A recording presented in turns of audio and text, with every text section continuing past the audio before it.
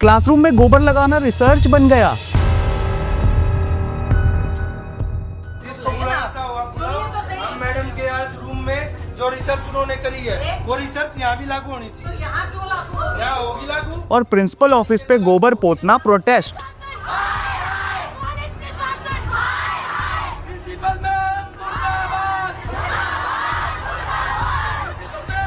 तो जरा टॉयलेट में भी ठंडक का काम देने का हम करेंगे क्योंकि रिसर्च प्रोजेक्ट है। Welcome to Delhi university where even bullshit has a PhD.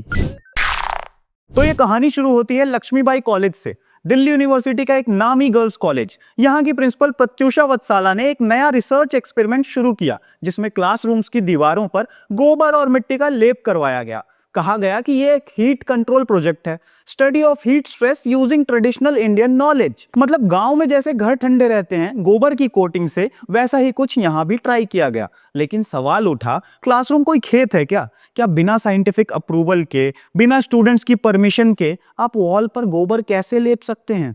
Principal madam ने दावा किया यह सिर्फ पोटा केबिन्स में किया गया है और एक फैकल्टी लेड रिसर्च है। लेकिन जब वीडियो वायरल हुआ तो ना एक्सप्लेनेशन चली ना लॉजिक। इंटरनेट ने इसे बना दिया डीयू का वायरल सर्कस। अब एंट्री होती है डूसू प्रेसिडेंट रौनक खत्री की।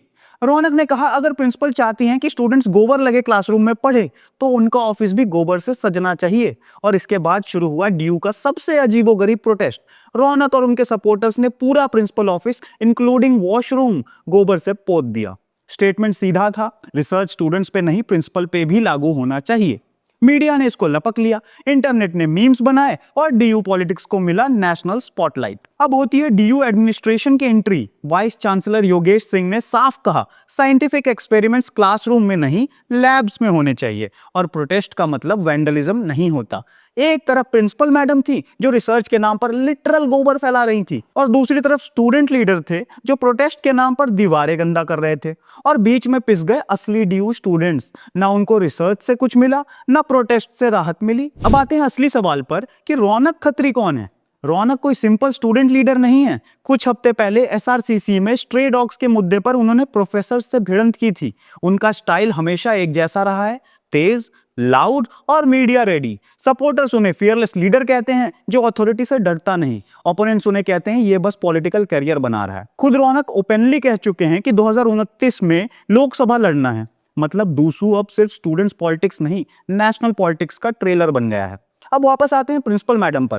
उनका कहना था रिसर्च रूरल इंडिया के ट्रेडिशनल कूलिंग मेथड्स पर बेस्ड है। बट क्वेश्चन ये है क्या बिना किसी ऑफिशियल क्लियरेंस के ऐसे एक्सपेरिमेंट्स क्लासरूम में करना ठीक है? रिसर्च करना है तो लैब में कीजिए। स्टूडेंट्स के सर पर गोबर क्यों पोत रहे हैं?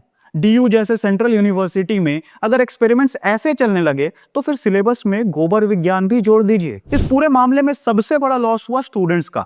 किसी को क्लासरूम में बैठना था लेकिन दीवारों से बदबू आ रही थी, किसी को पढ़ना था लेकिन सामने पॉलिटिक्स और वायरल कंटेंट चालू था। डीयू का नाम हेडलाइंस में आया लेकिन रीजन पढ़ाई नहीं था, पब्लिसिटी स्टंट था।